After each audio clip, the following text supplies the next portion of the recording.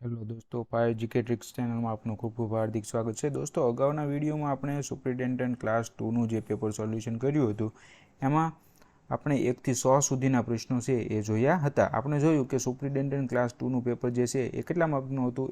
1 થી 300 માર્ક્સનું હતું. તો 1 થી 100 માર્ક્સના પ્રશ્નો જે છે એ અગાઉના વિડીયોમાં આપણે જોયા હતા. તમે જો ન જોયો હોય તો અગાઉનો વિડીયો જોઈ લેજો.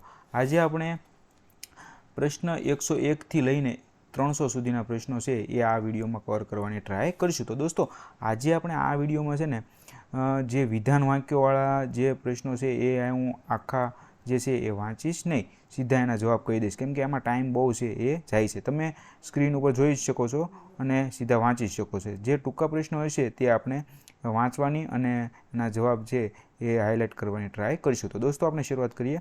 101મો જે પ્રશ્ન છે એ છે દફતર ભંડારના સંદર્ભમાં દસ્તાવેજની વ્યાખ્યા આપો. તો જવાબ આવે છે સી, લખાણ કે જેમાંથી કંઈ અર્થ નીકળતો હોય અથવા માહિતી મળતી હોય. ત્યાર પછીનો પ્રશ્ન છે દફતર ભંડાર અભિલેખાગાર સંસ્થાની વ્યાખ્યા આપો. જવાબ છે એ. દફતર ભંડારનો અંગ્રેજી શબ્દ છે આર્કાઇવ્સ. ત્યાર પછીનો પ્રશ્ન છે રેકોર્ડ શબ્દનો અર્થ જણાવો. તો એમાં જવાબ આવશે ડી. 2 અને 3 છે એ વિધાન સાચા છે, બાકીના છે એ વિધાન ખોટા છે. ત્યાર પછીનો પ્રશ્ન છે નોન કરંટ રેકોર્ડનો અર્થ જણાવો. તો કે બંધ થયેલ, કાયમી રાખવાપાત્ર અને દફતર ભંડારમાં મોકલે ફાઇલ. ત્યારબાદ છે ફાઇલ શબ્દનો અર્થ જણાવો. તો કે બી, જવાબ આવશે વિષય પ્રમાણેના દસ્તાવેજોનો સંપુટ. દફતર ભંડારમાં સંદર્ભ માધ્યમ તરીકે ઇન્વેન્ટરી શું છે? તો કે માહિતી માટેના દસ્તાવેજોની યાદી.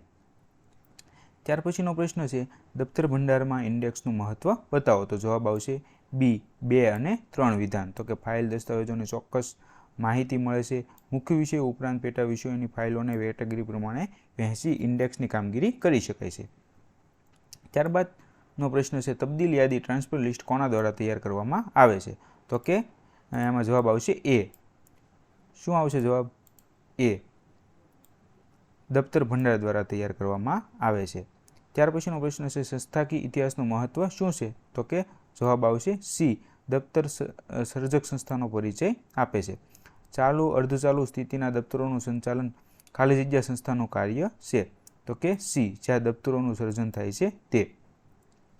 ત્યાર પછીનો પ્રશ્ન છે દફતર ભંડાર કાઉન્સમાં આર્કાઇવ્સ અને મ્યુઝિયમ વચ્ચેનું શું સામ્ય છે? તો જવાબ આવશે 1 અને 4.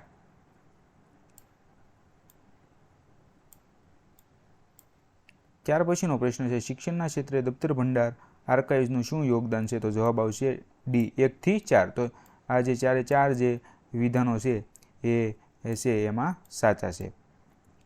ત્યાર પછીનો પ્રશ્ન છે દસ્તાવેજોના પ્રકાર સમજાવતા. તો હાથે લખેલ દસ્તાવેજો ખોટું છે, ખાનગી અને વ્યક્તિગત દસ્તાવેજો સાચું છે, દસ્તાવેજના પ્રકારમાં આનો સમાવેશ થાય છે. જાહેર દસ્તાવેજો એ પણ દસ્તાવેજનો પ્રકાર છે, સંસ્થાકીય દસ્તાવેજો એ પણ જે છે એ દસ્તાવેજનો પ્રકાર છે. તો 2 થી 4 છે દસ્તાવેજના પ્રકાર આવશે. ત્યારબાદ દફતર ભંડારમાં કામગીરી સંભાળતા કર્મચારી અધિકારીને અંગ્રેજીમાં કયા નામથી ઓળખવામાં આવે છે? તો જવાબ આવશે આર્કિવિસ્ટ. ત્યાર પછીનો પ્રશ્ન છે બધા જ રેકોર્ડ આર્કાઇવ્સ નથી, વિધાનની સત્યતા ચકાસો. તો એમાં 1 થી 4 જે વિધાનો છે એ અહીંયા જે આપેલા છે એ સાચા છે. ત્યારબાદ દફતર ભંડારની ખાસિયતો જણાવો. તો એમાં પણ 1 થી 4 જે વિધાનો છે એ સાચા છે. દોસ્તો, આ જે છે પ્રશ્નો વિધાનો વાક્યોવાળો એ આપણે બધાએ વાંચવા બેસશું તો બહુ વિડીયો છે એ લાંબો થઈ જશે અને તમને થોડોક કંટાળો આવશે. તો તમે ખાસ જ્યારે વિડીયો જુઓ ત્યારે આ જે વિધાન વાક્યોવાળા પ્રશ્નો છે એ જો તમને ન સમજાય તો તમે વિડીયો પાઉઝ કરીને એકવાર છે એ વાંચતા જજો.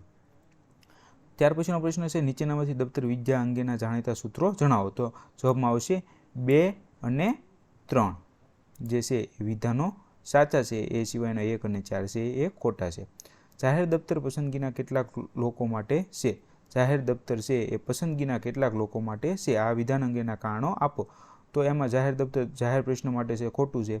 જાહેર દફતર સંશોધન પ્રવૃત્તિ તથા વહીવટી સાથે જોડાયેલ લોકો માટે છે. તો આ છે એ સાચું છે.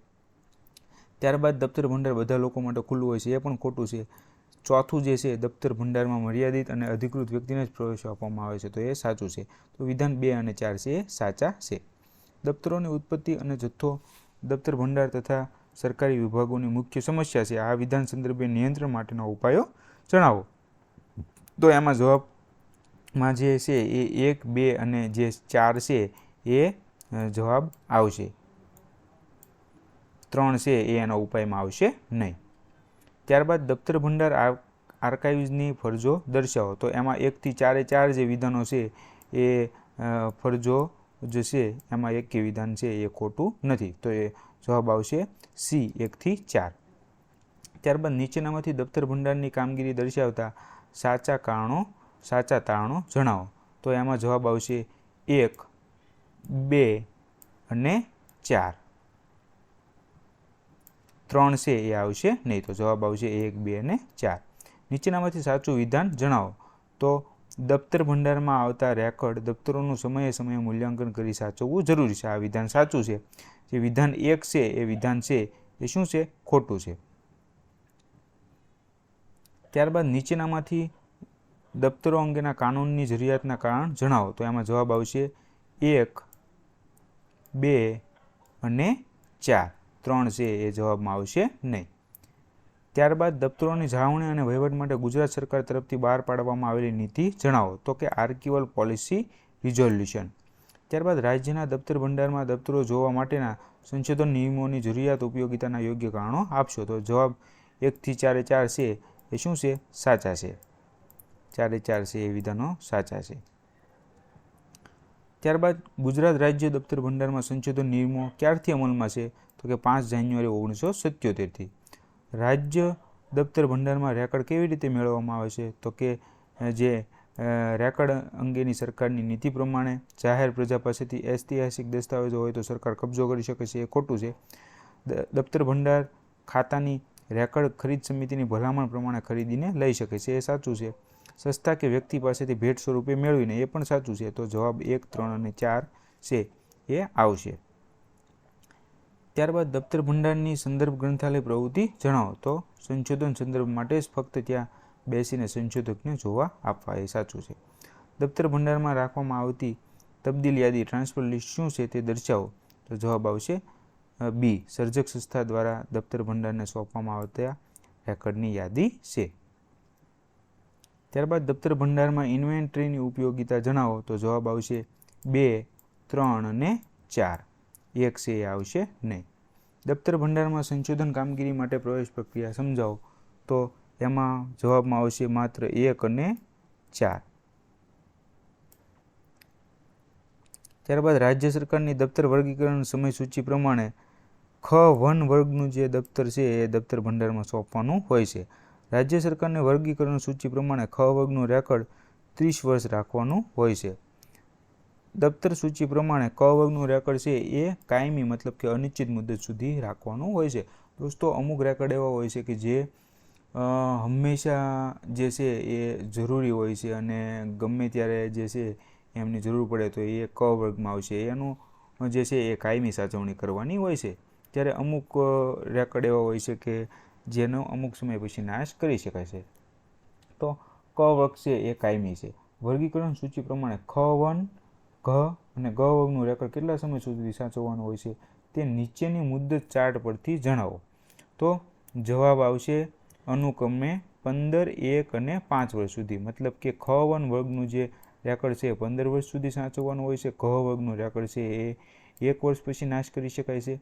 જ્યારે ગ વર્ગનું જે રેકર્ડ છે એ 5 વર્ષ સુધી સાચવી શકાય છે. 5 વર્ષ સુધી છે, 5 વર્ષ પછી જે અધિકારી હોય છે એની મંજૂરી લઈને એનો નાશ તમે કરી શકો છો. તો જે આ જે પહેલો ક્રમ છે એ સાચો છે, બીજો છે એ ખોટો છે. ત્યારબાદ રાજ્ય સરકારની દફતરો અંગેની સમયસૂચિ પ્રમાણે બંધારણની જોગવાઈઓ સહિતની ભરતી અંગેની નીતિ વિષયક બાબતો નિયમની ફાઇલને આપવામાં આવતો વર્ગ જણાવો. તો ખ1. ગુજરાત રાજ્યમાં રાજ્ય સરકાર તરફથી વર્ગીકરણ માટે નક્કી કરવામાં આવેલ વર્ગના પ્રકાર જણાવો. તો કે અ, બ, ક, ડ અને ઈ. રાજ્ય સરકારની જે તે કચેરીઓના રેકર્ડ રૂમના અધિકારીએ વર્ષમાં જુલાઈ અને ડિસેમ્બર માસમાં દફતર વ્યવસ્થા અંગે અહેવાલ સુપ્રત કરવાનો હોય છે. ફાઇલોનું વર્ગીકરણ ક્યારે કરવું જોઈએ? તો કે પ્રકરણ બંધ થયાના નિર્ણય થયેથી ફાઇલોનું વર્ગીકરણ જે તે ટેબલ કન્સલ્ટન્ટે જે છે એ સ્ટાર્ટ કરી દેવું જોઈએ. ત્યારબાદનો પ્રશ્ન છે વર્ગીકરણ ક્રિયા બાદ ફાઇલ માટે શું શું કામગીરી કરવાની રહેશે આપેલ વિગતમાંથી જણાવો. તો એમાં 1 થી 4 જે વિધાનો છે એ સાચા છે, તમે વાંચી લેજો. તો દોસ્તો જવાબ આવશે ડી.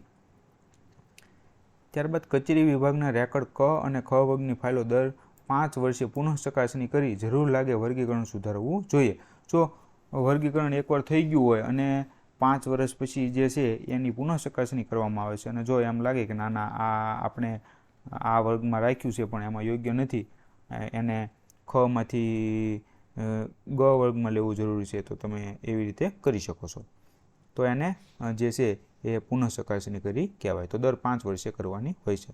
નોન કરંટ રેકર્ડ દફતર ભંડારમાં સોંપ્યા બાદ જરૂર પડે ફાઇલ પરત મંગાવવાની કાર્યવાહી કેવી રીતે કરવી. તો જવાબમાં આવશે વિધાન 1, 2 અને 4 મુજબ કાર્યવાહી કરવી. ત્યારબાદ અર્ધચાલુ દફતરો એટલે શું. તો કે જે દફતરો બંધ કરી દેવામાં આવ્યા હોય પરંતુ સર્જક સંસ્થા પાસે જ હોય તો એ અર્ધચાલુ દફતરો કહેવાય છે. તો જવાબમાં આવશે એ. ત્યાર પછીનો પ્રશ્ન છે દફતર સંચાલન પ્રક્રિયા સમજાવતા સાચા વિધાન પસંદ કરો. તો જવાબમાં આવશે 2 અને 3. સી જવાબ છે સાચો છે. ત્યારબાદ દફતર સંચાલન વ્યવસ્થાનું કાર્ય જણાવો. તો દફતર સંચાલન દફતર ખાતાનું કાર્ય હોય છે. દફતર ભંડારમાં ફાઇલો આવ્યા બાદની વ્યવસ્થા, તો આ બધું છે એ દફતર સંચાલનનું કાર્ય છે. તો 1 અને 2 બંને વિધાન સાચા છે. ફાઇલોના વર્ગીકરણ માટે કઈ બાબતો લક્ષમાં લેવાની હોય છે સાચા વિકલ્પ પસંદ કરો. તો વિધાન 1, 2 અને 3 વિધાન છે એ સાચા છે. ત્યારબાદ ફાઇલો બંધ કરવાની પદ્ધતિના અગત્યના મુદ્દાઓ પસંદ કરો. તો એમાં વિધાન 1, 2 અને 3 વિધાન છે એ સાચા છે. નોંધણી પદ્ધતિના ફાયદા અંગે ઉદાહરણો પસંદ કરી દર્શાવો.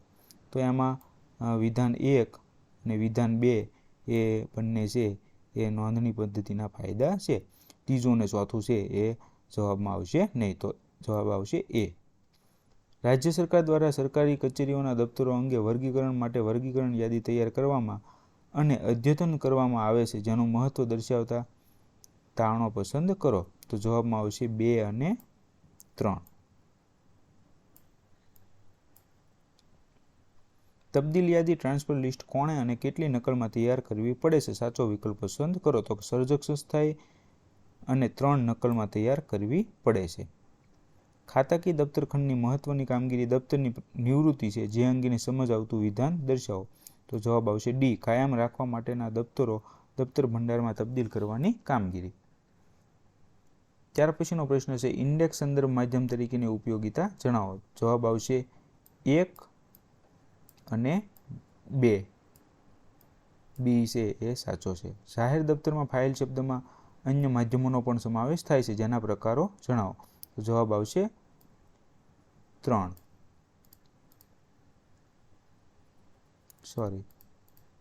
3 છે જવાબમાં આવશે. ત્યાર પછી રાજ્ય સરકારના સચિવાલયના જુદા જુદા વિભાગોનું કાયમી પ્રકારનું નોંધકરણ રેકર્ડ ક્યાં રાખવામાં આવે છે નીચેનામાંથી વિકલ્પ જણાવો. તો જવાબ આવશે સી.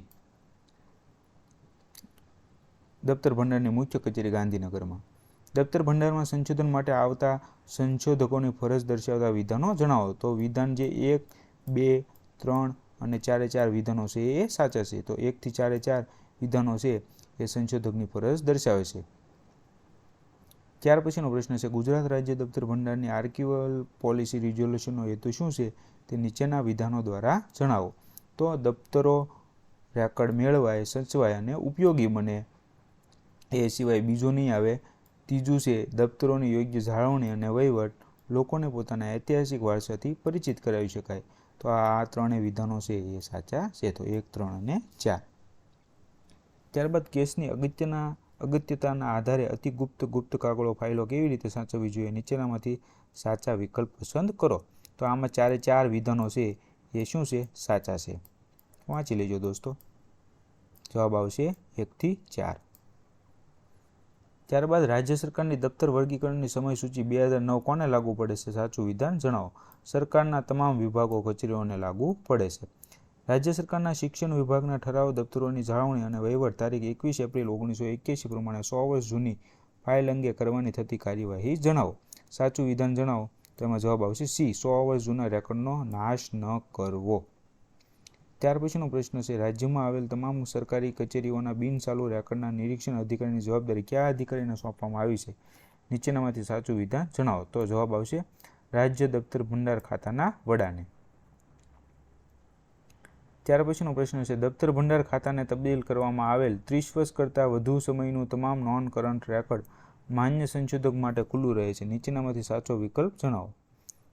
તો ડી છે એ સાચું છે.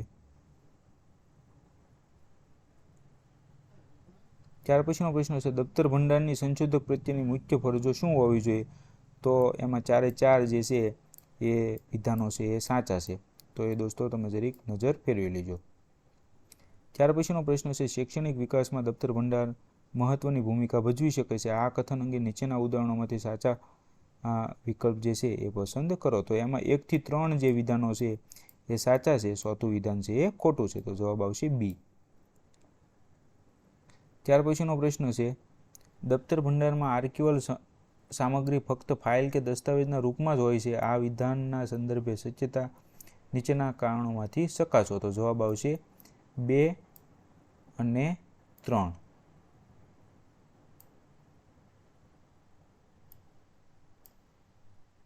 ત્યાર પછીનો પ્રશ્ન છે, દફતર ભંડારમાં ખાનગી રેકોર્ડ મેળવ્યા બાદ તેને રાખવા ઉપયોગ કરવાની વ્યવસ્થા અંગેની માહિતી આપો. તો જવાબ આવશે 1 અને 3, મતલબ કે બી. ફાઇલનો વિષય શીર્ષક કેવા હોવા જોઈએ? નીચેનામાંથી યોગ્ય વિકલ્પ જણાવો. તો 2 અને 3 જે છે એ મુજબના છે એ વિધાનો છે એમાં સાચા છે. જવાબ આવશે સી.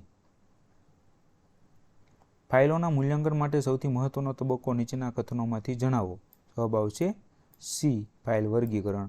સરકારી દફતરો માટે વર્ગીકરણ યાદી કેટલા સમય પછી પુનઃ અદ્યતન કરવામાં આવે છે? તો કે 2 વર્ષે. દફતરો સાચવવા માટેના કેટલાક મૂળભૂત સિદ્ધાંતો જણાવો. નીચેનામાંથી સાચા તારણો આપો. જવાબ આવશે 1 થી 4.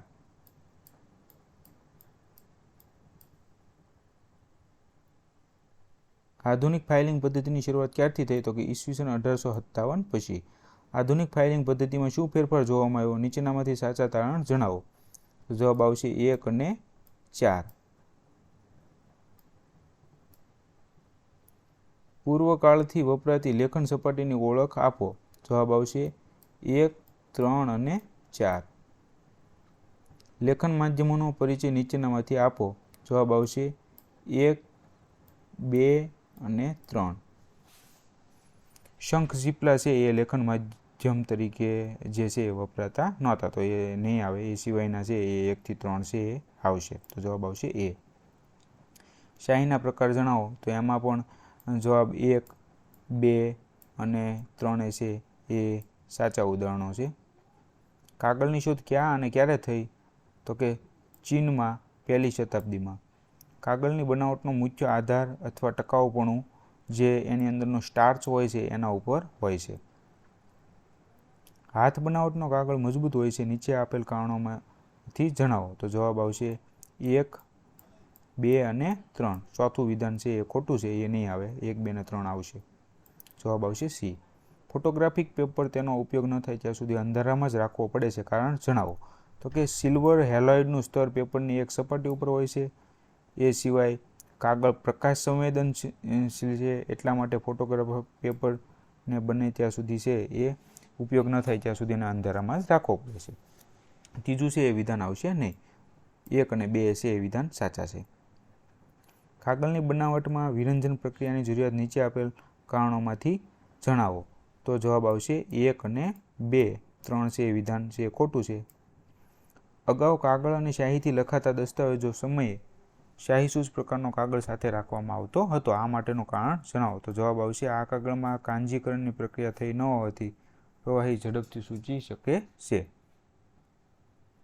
કાગળની ગુણવત્તા માટે pH માપન અગત્યની પ્રક્રિયા છે. આ માટેનું નીચેનામાંથી યોગ્ય તારણ જણાવો. તો 1, 2 અને 3 જે છે એ વિધાન છે એ સાચા છે. તો જવાબ આવશે ડી.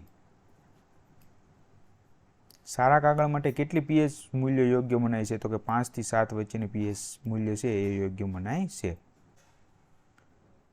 દફતરોની લાક્ષણિકતા જણાવો તો 4 જે છે એ સાચા છે. એ 4 જે છે મૂળભૂતતા, અદ્વિતીય, ક્રમિકતા, સમગ્રપણું એ દફતરોની લાક્ષણિકતા છે. જાહેર દફતરો સાચવણી માટે છે આ વિધાન છે એ ડૉક્ટર S.R. રંગનાથને આપ્યું હતું.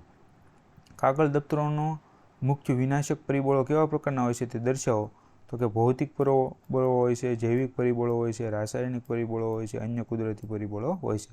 જવાબ આવશે 1 થી 4. દફતરોને નુકસાન કરતા પરિબળોનો સાચો પરિચય નીચે આપેલ ઉદાહરણોમાંથી જણાવો. જવાબ આવશે 1, 2 અને 4.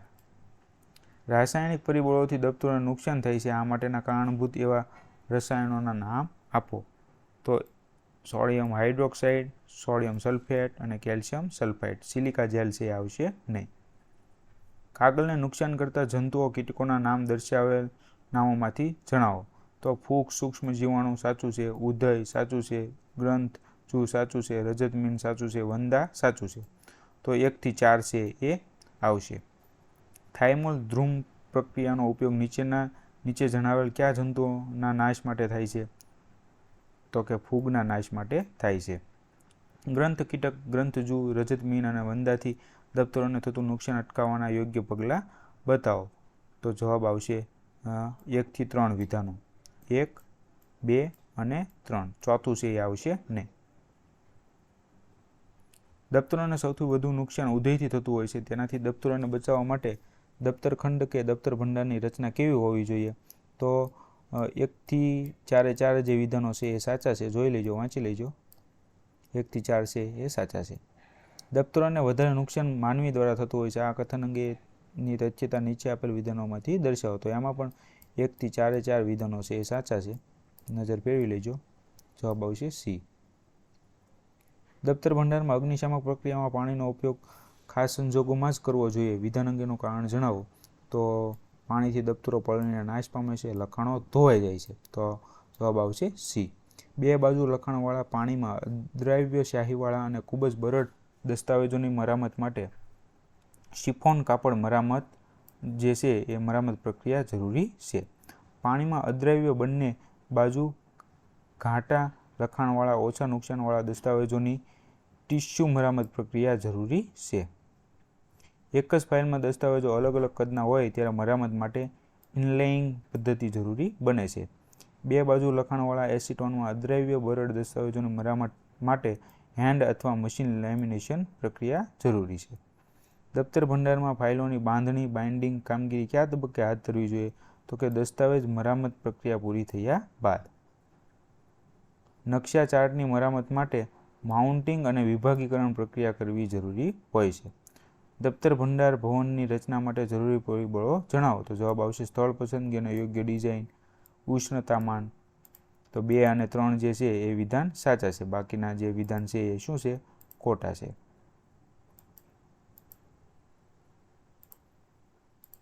બીજું વિધાન સાચું છે કે બીજું અને ત્રીજું વિધાન સાચું છે.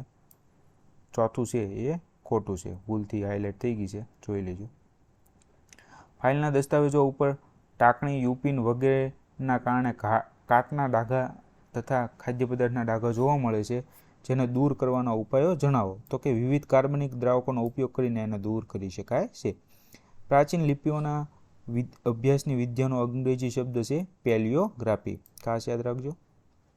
બ્રાહ્મી લિપિના અભિલેખનો જાણીતો અવશેષ ગુજરાતના જૂનાગઢ શહેરમાં છે.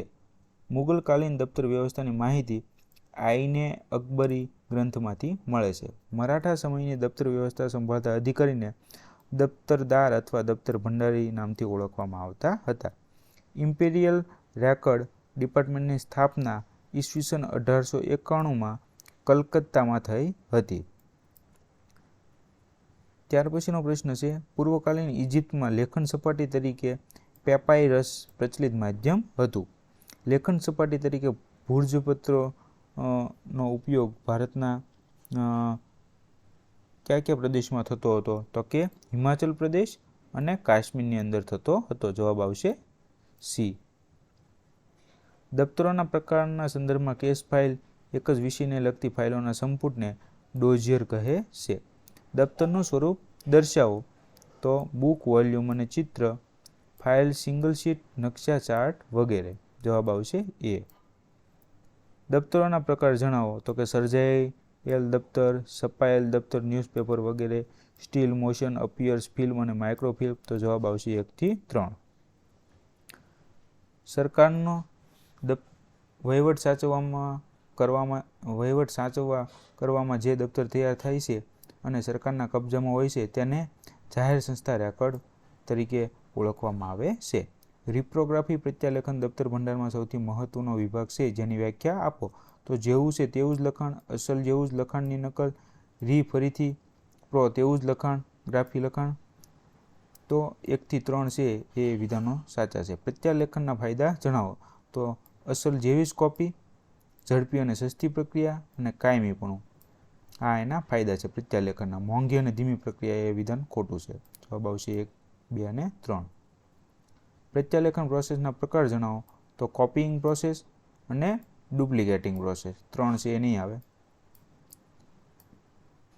ત્યારબાદ કોપીઇંગ ટેકનિકમાં સિલ્વર હેલાઇડ મુખ્ય પ્રોસેસ પ્રક્રિયા છે. ઇલેક્ટ્રોગ્રાફી પ્રોસેસ કોપીઇંગ ટેકનિકનો એક ભાગ છે. રિપ્રોગ્રાફીની ઉપયોગિતા નીચેના ઉદાહરણોના આધારે દર્શાવો. તો જવાબ આવશે 1, 2, 3 અને 4. માઇક્રોફોટોગ્રાફી પ્રક્રિયા સિલ્વર હેલાઇડ પ્રોસેસ ટેકનિકમાં આવે છે.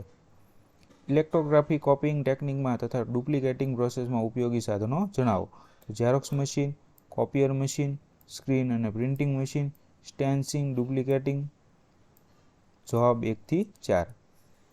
ફોટોગ્રાફી માટે જરૂરી સાધનોનો પરિચય આપો. તો કેમેરા, પિક્ચર લેવા માટે, લાઇટ સેન્સિટિવ મટીરિયલ અને પ્રોસેસિવ કેમિકલ અને કોન્ટેક્ટ પ્રિન્ટિંગ. તો જવાબ આવશે 1 થી 3 એ 3 વિધાનો છે એ જરૂરી સાધનો ફોટોગ્રાફી માટેના દર્શાવે છે. મૂળ સાઇઝ કરતાં ખૂબ જ નાની લઘુ સાઇઝમાં ફોટોગ્રાફ લેવું, જેને માઇક્રો ફોટોગ્રાફી કહેવામાં આવે છે. માઇક્રો ફોટોગ્રાફીનો ઉપયોગ સૌથી વધારે દફતર ભંડારમાં દસ્તાવેજો માટે કરવામાં આવે છે. જવાબ આવશે એ, બી. એ મતલબ કે 2 નંબરનું વિધાન. માઇક્રોફિલ્મ કેવી રીતે વાંચી શકાય તો કે માઇક્રોફિલ્મ રીડર નામના સાધનથી છે એ વાંચી શકાય છે. માઇક્રો ફોટોગ્રાફી માટેના કેમેરાના પ્રકાર જણાવો તો રોટરી પ્રકારના કેમેરા અને પ્લેનેટરી કેમેરા. માઇક્રોફિલ્મના પ્રકાર જણાવો તો જવાબ આવશે 1, 2 અને 3. આ માઇક્રોફિલ્મના પ્રકાર છે. 3 એ 3 સાચા છે. માઇક્રોફિશ, મેગ્નેટિક ટેપ, વિડીયો ડિસ્ક, માઇક્રોફોર્મના પ્રકાર છે. દફતર ભંડાર કેવા પ્રકારનું દસ્તાવેજોનું માઇક્રોફિલ્મિંગ કરવામાં આવે છે તો કે ખૂબ જ મહત્વના કાયમ સાચવવા પાત્ર દસ્તાવેજોનું માઇક્રોફિલ્મિંગ કરવામાં આવે છે. માઇક્રોફિલ્મ સાચવણીના ઉપાયો જણાવો તો જવાબ આવશે 1, 2, 3 અને 4. પ્રત્યાલેખન વિભાગમાં મહત્વના સાધનોના નામ જણાવો. જવાબ આવશે 1, 2 અને 3. વ્યાકરણનું ડિજિટાઇઝેશન શાથી મહત્વનું બન્યું છે તો કે મૂળ દસ્તાવેજો અલગથી સચવાઈ રહે છે, અસલ દસ્તાવેજોની પ્રતિલિપિઓ ઝડપથી મેળવી શકાય છે, દસ્તાવેજોની વિગત કોપીઓ સરળતાથી હેરફેર થઈ શકે છે. જવાબ આવશે સી, 1 થી 3. દફતર ભંડારમાં રેકોર્ડના ડિજિટાઇઝેશનની મર્યાદાઓ જણાવો તો એમાં મર્યાદાઓમાં 1 થી 4 જે છે એ દફતર ભંડારમાં રેકોર્ડના ડિજિટાઇઝેશનની મર્યાદા છે, તો એ તમે ખાસ વાંચી લેજો. જવાબ આવશે એ.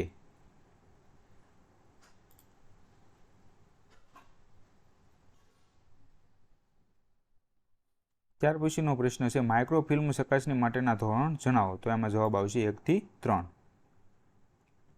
1, 2 અને 3 જે છે એ માઇક્રોફિલ્મ ચકાસણી માટેના ધોરણ છે. 4 છે એ જવાબ આવશે નહીં. કાર્ટોગ્રાફી એટલે શું તો કે નકશા તૈયાર કરવાની કલા અને નકશા સાચવવા અને ઉપયોગની રીત. તો જવાબ આવશે 1 અને 2. ડિજિટાઇઝેશન પછી દફતર ભંડારમાં અસલ રેકોર્ડનું મહત્વ કેટલું છે રહે છે તો જવાબમાં આવશે અસલ રેકોર્ડ નાશ કરી દેવામાં આવે છે અને મહત્વ એટલું જ રહે છે. વિધાન 1 અને 4 જે છે એ ખોટા છે. તો જવાબ માત્ર 2 અને 3 વિધાન સાચા છે એમ આવશે. ત્યાર પછીનો પ્રશ્ન છે ગુજરાત રાજ્ય દફતર ભંડારમાં વિદેશી સંશોધન કરવા માગતા હોય ત્યારે તેઓને પરવાનગી માટેના ચોક્કસ નિયમો હોય તો તે જણાવો. તો એમાં જે પહેલું વિધાન છે, ભારત ખાતેના જે તે રાજદ્વારીની ભલામણ પત્ર સાથેની અરજી, તો એ વિધાન સાચું છે. સીધી અરજી કરી શકે છે, તો એ વિધાન ખોટું છે.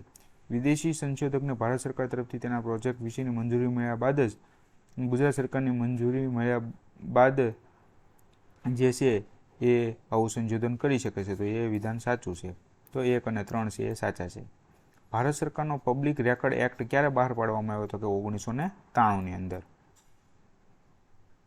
નીચે આપે ભારતમાં ઈસ્ટ ઇન્ડિયા કંપની સમયમાં સૌપ્રથમ દફતર ભંડાર આર્કાઇવની શરૂઆત જે છે એ મદ્રાસ શહેરમાંથી થઈ હતી.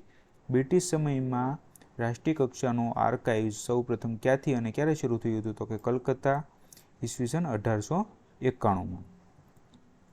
ઇન્ડિયન હિસ્ટોરિકલ રેકર્ડ કમિશનની સ્થાપના 21 માર્ચ 1919માં થઈ હતી. દફતર ભંડાર આર્કાઇવ્સમાં મુખ્યત્વે કયા કયા વિભાગો હોવા જરૂરી છે? તો કે 1, 2 અને 3 જે છે એ સાચા વિધાન છે. ચોથું છે એ ખોટું છે. જવાબ આવશે એ. રાજ્ય સરકારોના દફતર ભંડારોની માર્ગદર્શન સંસ્થાઓનું નામ શું છે? તો કે રાષ્ટ્રીય અભિલેખાગાર. ઇતિહાસ નિરૂપણમાં દફતરોનું પ્રદાન શું છે? તો એમાં 1, 2 અને 3 વિધાન સાચા છે. વિધાન 4 છે એ આવશે નહીં. જવાબ આવશે બી. રાષ્ટ્રીય અભિલેખાગાર ભારત સરકારની અન્ય શાખાઓ નીચેનામાંથી કયા શહેરોમાં આવેલી છે? તો કે પોંડિચેરી અને કલકત્તામાં. જૂનાગઢ સ્ટેટના ગેઝેટની શ્રેણીનું નામ આપો. જવાબ છે દસ્તુર-એ-અમલ. બ્રિટિશ રેસિડેન્સીના તમામ રેકર્ડના કસ્ટોડિયન રાષ્ટ્રીય અભિલેખાગાર ભારત સરકાર છે. ઇન્ડિયન હિસ્ટોરિકલ રેકર્ડ કમિશન સ્થાપનાના મુખ્ય ધ્યેયો ક્યાં ક્યાં હતા? જણાવો. તો 1, 2 અને 3 જે છે એ વિધાન સાચા છે. ચોથું વિધાન છે ખોટું છે. જવાબ આવશે એ.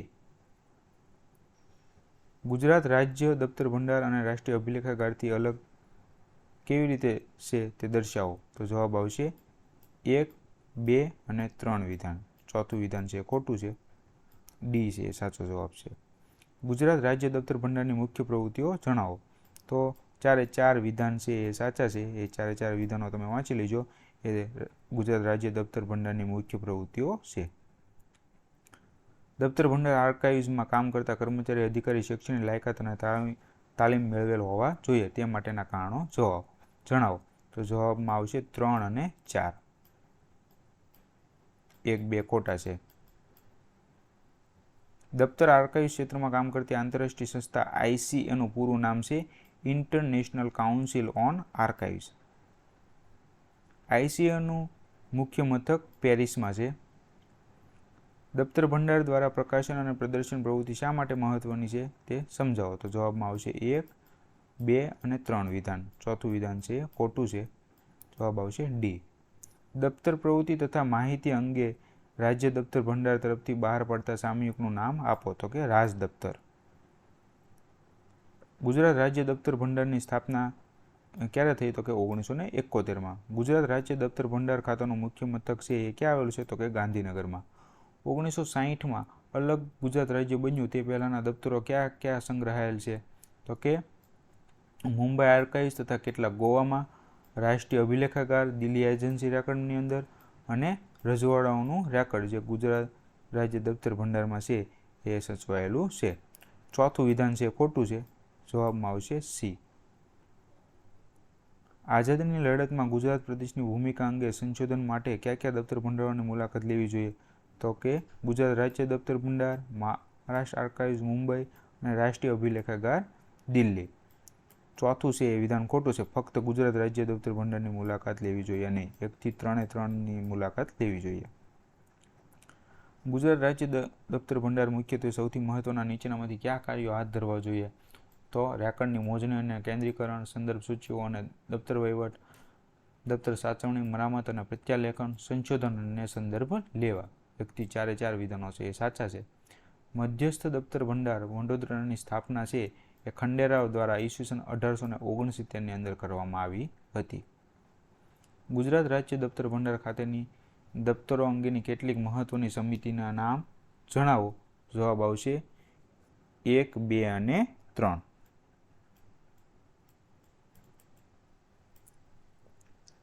વડોદરા દફતર કચેરીમાં કયા પ્રકારનો રેકોર્ડ સંગ્રહાયેલ છે? તો જવાબમાં આવશે 1, 2 અને 4.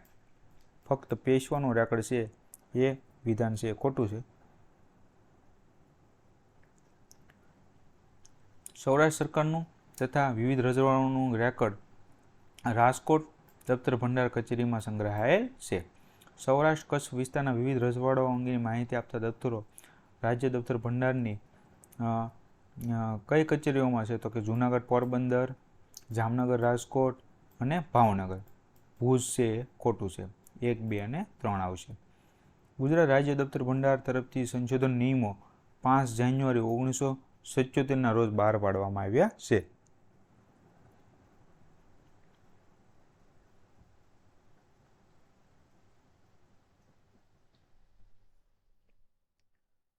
ત્યાર પછીનો પ્રશ્ન છે ગુજરાત રાજ્ય દફતર ભંડાર ખાતાની કામગીરી સચિવાલયના યુવક સેવા અને સાંસ્કૃતિક વિભાગ મંત્રીશ્રીના તાબામાં છે એ થાય છે. દફતર ભંડારમાં સંગ્રહાયેલ કેટલાક મહત્વના પ્રકાશિત દફતરો શ્રેણીઓ જણાવો કે જે તે સમયના રજવાડાઓ દ્વારા બહાર પાડવામાં આવે. તો જવાબ આવશે વહીવટી અહેવાલો, ગેજેટ અને વિવિધ રિપોર્ટ્સ. ડી છે એ સાચો જવાબ છે. આંતરરાષ્ટ્રીય ક્ષેત્રે દફતરોની જાળવણી અંગે કામ કરતી આંતરરાષ્ટ્રીય સંસ્થાઓના નામ જણાવો. તો કે નેશનલ આર્કાઇવ્સ ઓફ ઇન્ડિયા અને ઇન્સડોક. ઇન્ટરનેશનલ કાઉન્સિલ ઓન આર્કાઇવ્સની શાખાઓનું નામ જણાવો. તો જવાબમાં આવશે ઇન્ટરનેશનલ આર્કાઇવ્સ કોંગ્રેસ અને સ્વારબિકા. 1 અને 3. ભારતમાં દફતર વિદ્યાની પ્રવૃત્તિ અને ગુજરાત આ પુસ્તકના લેખકનું નામ દર્શાવેલ નામોમાંથી જણાવો. તો વિસંદકાંડ પંડ્યા. ભારતમાં દફતરો અંગેનો સૌથી આધારભૂત અને મહત્વનું પુસ્તક આર્કાઇવ્સ ઇન ઇન્ડિયા 1963ના લેખકનું નામ જણાવો. તો જવાબ આવશે શૈલેન ઘોષ. દફતર વહીવટ અંગેનું અગત્યનું પુસ્તક આર્કાઇવ્સ એડમિનિસ્ટ્રેશન 1977ના લેખકનું નામ છે માઇકલ ક્રુક. દફતરોના સંરક્ષણ અને જાળવણી અંગેનું મહત્વનું પુસ્તક conservation and restoration of archives મટીરિયલ્સના લેખક છે યશપાલ કતપાલિયા. દુનિયામાં જાહેર દફતર ભંડારની વ્યવસ્થિત રીતે સૌપ્રથમ શરૂઆત જે છે એ ઈસવીસન 1789માં પેરિસ ફ્રાન્સમાં થઈ હતી. ભારતમાં દફતરો અને તેની વ્યવસ્થા અંગેના સૌથી જૂના ઉલ્લેખ 7મી સદીમાં જાતક ગ્રંથો અને બૌદ્ધ સાહિત્યમાં જે છે એ જોવા મળે છે. ગુજરાતમાં દફતરો અંગેના પ્રાચીન ઉલ્લેખ ભીમદેવ બીજાના સમયમાં ઈસવીસન 1226માં કડીના દાન શાસનમાં મળે છે. આશરે 13મી સદીમાં જે શુક્ર નીતિચાર ગ્રંથમાં દફતરોના પ્રકાર, વર્ગીકરણ અને રચના વગેરે વિગતો બહાર પાડવામાં આવી હતી. મોગલ શાસનમાં તમામ વહીવટ દરેક હુકમ લખીને થતા હતા અને સાચવવામાં આવતા, માટે જ તેને કાગઝી રાજ કહેવામાં આવતું હતું. કાગઝી રાજ શું કામ કહેવામાં આવતું? કેમ કે બધું કાગળ ઉપર લખીને છે એ સાચવવામાં આવતું. અકબરે ઈસવીસન 1574માં ફતેહપુર સિકરી શહેરમાં દફતર કચેરીની શરૂઆત છે એ કરી હતી. ખાસ યાદ રાખજો, કોણે કરી હતી? અકબરે. અને ફતેહપુર સિકરીમાં ક્યારે? તો કે 1574માં. કોની? તો કે દફતર કચેરીની. ઈસવીસન પૂર્વે લખાયેલ કૌટિલ્યના અર્થશાસ્ત્ર પુસ્તકમાં દફતર ભંડારનો ઉલ્લેખ અક્ષપટેલ શબ્દથી કરવામાં આવ્યા છે. મરાઠા સમયનું દફતર જે છે એ હજૂર દફતર તરીકે ઓળખાતું હતું. ત્યાર પછીનો પ્રશ્ન છે વિશ્વવિદ્યાલયો યુનિવર્સિટીઓના પોતાના દફતર ભંડાર હોવા જોઈએ. શા માટે? કારણો જણાવો. તો કે વિશ્વવિદ્યાલયની સ્થાપનાથી વિકાસ સુધીનો ઇતિહાસ તૈયાર થઈ શકે છે. વિવિધ સંશોધન કાર્ય, સંશોધન લેખો, થીસીસ મહત્વના સંશોધન સ્ત્રોત બની શકે છે. એ સિવાય વિદ્યાર્થીઓના મહત્વના રેકોર્ડ સચવાઈ શકે છે. યુનિવર્સિટીઓના આર્કાઇવ શક્ય નથી. આ વિધાન છે એ ખોટું છે. ત્રણે વિધાન પહેલાં જે છે એ સાચા છે. 1 થી 3. ધરતીકંપ જેવી કુદરતી હોનારતના દફતરો માહિતી એકત્ર કરી સાચવવી જોઈએ. કથન અંગે નીચે દર્શાવેલ કારણોમાંથી યોગ્ય કારણો જણાવો. તો જવાબ આવશે 1, 3 અને 4 જે છે એ યોગ્ય કારણો છે. બીજું છે એ ખોટું છે. ગુજરાતમાં આવતા પૂર કે ધરતીકંપના દફતરો કેવી રીતે ઉપયોગી બની શકે? તો કે અગાઉ આવેલ પૂર કે વરસાદના આંકડાનો અભ્યાસ જરૂરી હોય છે, અગાઉથી થયેલ ભૂલોને સમજી સુધારી શકાય છે અને આવનાર આફતોની ચેતવણી તથા ગંભીરતા સમજાવી શકાય છે. તો જવાબ આવશે 1 થી 3. આઝાદીની ચળવળ અંગેના દફતરો ગુજરાત રાજ્ય દફતર ભંડારમાં કેવી રીતે સાચવવામાં આવ્યા છે કે સાચવી શકાય છે? તો જવાબ આવશે 1, 2 અને 3. ચોથું વિધાન ખોટું છે. દફતર પ્રવૃત્તિ અંગે રાષ્ટ્રીય અભિલેખાગાર તરફથી ધી ઇન્ડિયન આર્કાઇવ્સ સામયિક બહાર પાડવામાં આવે છે. ગેઝેટ અને ગેઝેટિયરનો તફાવત સમજાવો. તો જવાબમાં આવશે 3 અને 4. ગેઝેટ છે એ સરકારી ઠરાવો અને નીતિ પ્રકાશિત કરે છે, જ્યારે ગેઝેટિયર જે છે ને એ જે તે જિલ્લાનો વિસ્તૃત ઇતિહાસ તથા માહિતી રજૂ કરે છે. જવાબ આવશે એ. Nehru memorial museum and library Delhi જે જાણીતી લાઇબ્રેરી અને આર્કાઇવ્સ છે તેનું નામ જણાવો. તો જવાબમાં આવશે વડાપ્રધાન મ્યુઝિયમ અને લાઇબ્રેરી સોસાયટી. રાષ્ટ્રીય અભિલેખાગારની દફતરોની મહત્વની પ્રકાશન શ્રેણીઓ જણાવો. જવાબ આવશે 1, 2 અને 3 જે છે એ વિધાનો સાચા છે, ચોથું છે એ વિધાન ખોટું છે. એપિગ્રાફી અને પાલિયોગ્રાફી મતલબ કે અભિલેખન વિદ્યા અને લિપિ વિદ્યાનો તફાવત સમજાવો. તો જવાબમાં આવશે 2 અને 3 વિધાન સાચા છે. સમાચાર પત્રો ન્યૂઝપેપર આર્કાઇવ્સ માટે માઇક્રો ફિલ્મિંગ વધારે યોગ્ય છે તે માટેના કારણો જણાવો. તો જવાબમાં આવશે 1, 2, 3 અને 4 વિધાનો છે એ સાચા છે. વડોદરા દફતર ભંડાર કચેરી તરફથી દફતરો આધારિત દફતર શ્રેણી પ્રકાશિત થયેલ હતી, જેની વિગત આપો. જવાબમાં આવશે ગ્રંથ 1 થી 7 ભાગ ઈસવીસન 1724 થી 1847 સુધીના સમયગાળાના દફતરોની શ્રેણી. વડોદરા દફતર કચેરી દ્વારા પ્રકાશિત દફતરો આધારિત મહત્વના ગ્રંથોના નામ આપો. જવાબમાં છે ડિસ્ટર્બન્સ ઇન ગુજરાત 1857-64 અને સિલેક્શન ફ્રોમ શાસ્ત્રી દફતર પ્રકાશન વર્ષ 1948. જવાબમાં છે 2 અને 3 વિધાન છે એ સાચા છે. રાજકીય પક્ષો પણ હવે પોતાની આર્કિવલ સિસ્ટમ અને આર્કાઇવ વિકસાવી રહ્યા છે, તેઓ માટેની ઉપયોગિતા અંગેના આપના તારણો નીચેનામાંથી આપશો. તો જવાબમાં 1, 2 અને 3 છે એ વિધાનો સાચા છે. બિઝનેસ આર્કાઇવ સંદર્ભે ઉદ્યોગ ગૃહો, બેંકો, ઉદ્યોગ કુટુંબોના આર્કાઇવ્સ આજે વિકસી રહ્યા છે, જેને ઉપયોગિતા જણાવશો. તો એમાં જે પહેલું વિધાન છે એ ખોટું છે અંગત ઉપયોગ માટે, બીજું, ત્રીજું અને ચોથું વિધાન છે એ સાચું છે. તો ખાસ દોસ્તો વિધાન વાક્યોમાં આપણે વાંચવાનું બહુ અત્યારે હું ટાઈમ નથી બગાડતો, કેમ કે નહીંતર વિડીયો બહુ લાંબો થઈ જાય છે. તો અત્યારે તમે સાથે રીડિંગ કરતા જજો. આજે રેલવે અને રેલવે આર્કાઇવ્સને ખૂબ જ મહત્વમાં આપવામાં આવી રહ્યું છે. નીચેનામાંથી મહત્વના કારણો જણાવશો. તો એમાં 1, 2 અને 3 વિધાન છે એ સાચા છે, ચોથું વિધાન છે એ ખોટું છે. જવાબ આવશે બી. આર્કાઇવ્સ ક્ષેત્રે યોગ્ય તાલીમ તથા અભ્યાસક્રમ કરાવતી દેશભરમાં જાણીતી સંસ્થાનું નામ જણાવો. તો રાષ્ટ્રીય અભિલેખાગાર નવી દિલ્હી. દફતરો આધારિત સંશોધનો અન્વેષણો અંગે સરકારની ભૂમિકા શું હોવી જોઈએ? તો કે 1, 2 અને 4 વિધાન છે એ સાચા છે, બાકીના વિધાનો ખોટા છે. રાષ્ટ્રીય નિર્માણમાં દફતરોના યોગદાન અંગે દર્શાવેલ સૂચનામાંથી યોગ્ય સૂચનો સૂચવો. તો એમાં 1, 2, 3 અને 4 વિધાનો છે એ સાચા છે. તો દોસ્તો જે આપણે સુપ્રિન્ટેન્ડન્ટ ઓફિસરનું જે ક્લાસ 2નું પેપર હતું એ અહીંયા સમાપ્ત થાય છે. દોસ્તો ખાસ વિડીયો છે એ તમે વ્યવસ્થિત એકવાર જોઈ લેજો, જેથી કરીને તમને કેવા કેવા પ્રકારના પ્રશ્નો પૂછાય છે તે તમને આઈડિયા આવે. દોસ્તો ખૂબ ખૂબ આભાર.